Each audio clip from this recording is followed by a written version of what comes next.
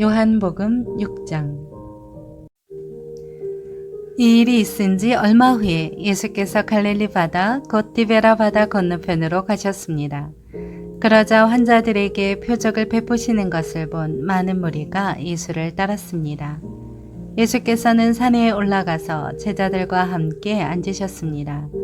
그때는 유대 사람의 명절인 유월절이 가까운 때였습니다. 예수께서 눈을 들어 많은 사람이 자기에게로 몰려오는 것을 보시고 빌립에게 말씀하셨습니다. 우리가 어디에서 빵을 사서 이 사람들을 먹이겠느냐? 예수께서는 빌립이 어떻게 하나 보시려고 이렇게 질문하신 것일 뿐 사실 자기가 하실 일을 미리 알고 계셨습니다. 빌립이 예수께 대답했습니다. 한 사람당 조금씩만 먹는다 해도 200데나리온어치의 빵으로도 모자랄 것입니다. 제자들 중 하나이며 시몬 베드로의 동생인 안드레가 말했습니다. 여기 한 소년이 보리빵 5개와 물고기 2마리를 가지고 있습니다. 그러나 이렇게 많은 사람들에게 그게 얼마나 소용이 있겠습니까? 예수께서 말씀하셨습니다. 사람들을 모두 앉히라. 그것은 넓은 풀밭이었는데 남자들이 둘러앉으니 5,000명쯤 됐습니다. 예수께서는 빵을 들고 감사 기도를 드리신 후 앉아있는 사람들에게 원하는 만큼씩 나눠주셨습니다. 물고기를 가지고도 똑같이 하셨습니다. 그들이 모두 배불리 먹은 뒤에 예수께서 제자들에게 말씀하셨습니다. 남은 것은 하나도 버리지 말고 모아두라. 그리하여 그들이 남은 것을 모아보니 보리빵 5개로 먹고 남은 것이 12바구니에 가득 찼습니다. 사람들은 예수께서 행하신 표적을 보고 말했습니다. 이분이 이 세상에 오신다던 그 예언자가 틀림없다. 예수께서는 그들이 와서 강제로 자기를 왕 삼으려 한다는 것을 아시고 혼자서 다시 산으로 올라가셨습니다. 날이 저물자 예수의 제자들은 바다로 내려갔습니다. 거기서 그들은 배를 타고 바다를 건너 가버나움으로 향했습니다.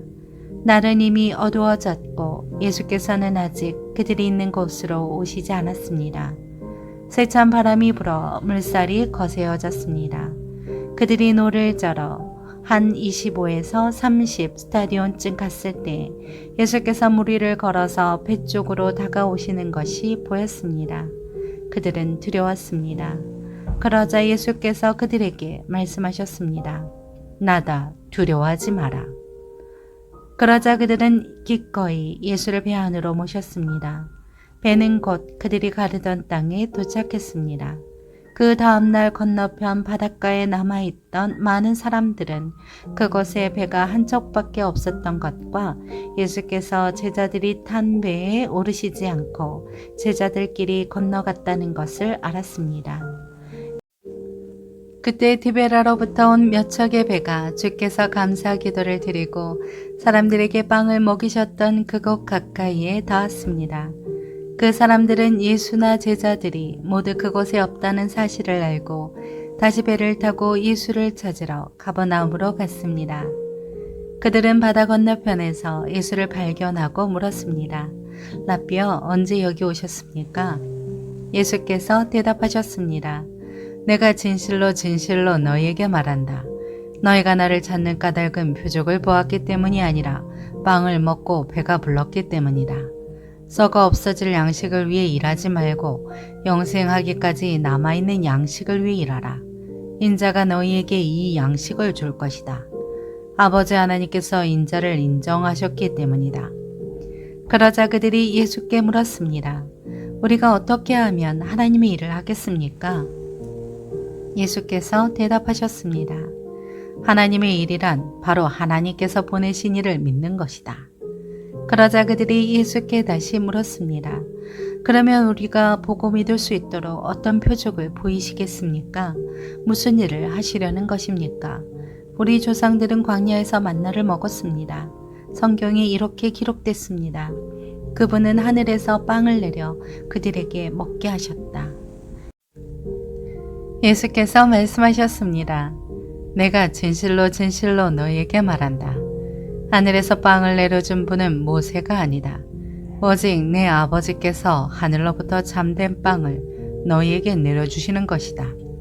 하나님의 빵은 하늘에서 내려와 세상에 생명을 주시는 것이다. 그들이 말했습니다. 주여, 그 빵을 항상 우리에게 주십시오. 그러자 예수께서 그들에게 말씀하셨습니다. 내가 바로 생명의 빵이다. 내게 오는 사람은 결코 배고프지 않고 나를 믿는 사람은 결코 목마르지 않을 것이다. 그러나 내가 이미 말한 대로 너희는 나를 보고도 여전히 믿지 않는구나.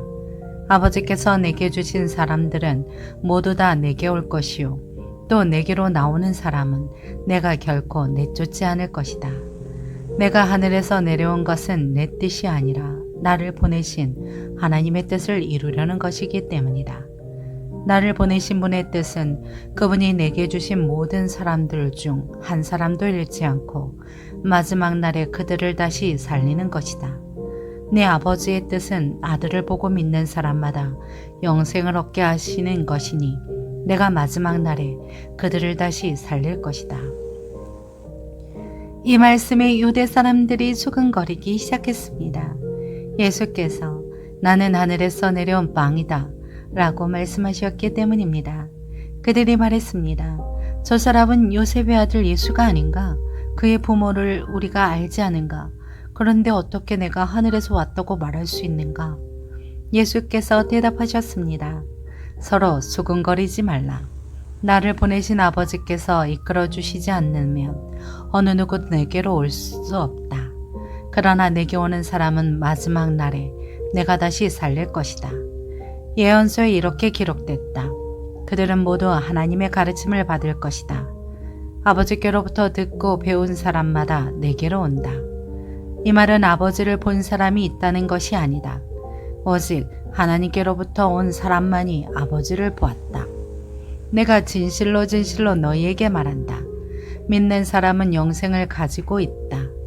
나는 생명의 빵이다. 너희 조상들은 광야에서 만나를 먹었지만 결국 죽었다. 그러나 여기 하늘에서 내려온 빵이 있는데 누구든지 이 빵을 먹으면 죽지 않는다.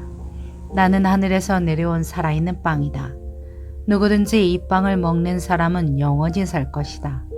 내가 줄 빵은 곧 세상의 생명을 위해 주는 내 살이다. 그러자 유대 사람들은 자기들끼리 논쟁하기 시작했습니다. 이 사람이 어떻게 자기 살을 우리에게 주워 먹게 한단 말인가? 예수께서 그들에게 말씀하셨습니다. 내가 진실로 너희에게 말한다. 너희가 인자의 살을 먹지 않고 인자의 피를 마시지 않으면 너희 안에 생명이 없다. 누구든지 내 살을 먹고 내 피를 마시는 사람은 영생이 있고 내가 마지막 날에 살릴 것이다. 내 살이야말로 참된 양식이요 내 피야말로 참된 음료다. 누구든지 내 살을 먹고 내 피를 마시는 사람은 내 안에 있고 나도 그 안에 있다. 살아계신 아버지께서 나를 보내셨고 내가 아버지로 인해 사는 것처럼 나를 먹는 사람은 나로 인해 살 것이다. 이것은 하늘에서 내려온 빵이다. 너희 조상들이 광야에서 먹고도 죽은 그런 빵이 아니다. 이 빵을 먹는 사람은 영원히 살 것이다. 이것은 예수께서 가버나움 회당에서 가르치실 때 하신 말씀입니다. 예수의 제자들 중 여럿이 이 말씀을 듣고 말했습니다. 이 말씀은 참 어렵구나. 과연 누가 알아들을 수 있겠는가? 예수께서는 제자들이 이 말씀에 대해 수근거리는 것을 알고 말씀하셨습니다. 이 가르침이 너희 마음에 걸리느냐?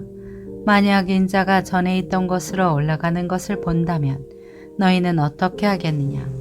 생명을 주는 것은 영이므로 육신은 아무 소용이 없다. 내가 너희에게 한 말은 영이요 생명이다. 그런데 너희 중에 믿지 않는 사람들이 있구나. 예수께서는 처음부터 누가 믿지 않는지, 누가 자신을 배반할지 알고 계셨던 것입니다. 예수께서 계속 말씀하셨습니다. 그러므로 내가 너희에게 아버지께서 허락해 주신 사람이 아니고는 아무도 내게로 올 수 없다고 말한 것이다. 이 말씀 때문에 예수의 제자 가운데 많은 사람이 떠나갔고 더 이상 그분과 함께 다니지 않았습니다. 예수께서 12 제자들에게 물으셨습니다. 너희도 떠나고 싶으냐? 시몬 베드로가 예수께 대답했습니다. 주여, 영생의 말씀이 주께 있는데 저희가 어디를 가겠습니까? 주는 하나님의 거룩하신 분임을 저희가 믿고 또 압니다. 그러자 예수께서 대답하셨습니다. 내가 너희 12를 택하지 않았느냐? 그러나 너희 중 하나는 마귀다. 이것은 가룟 시몬의 아들 유다를 두고 하신 말씀이었습니다. 그는 12 제자 중 한 사람이었지만 나중에 예수를 배반하게 될 사람이었습니다.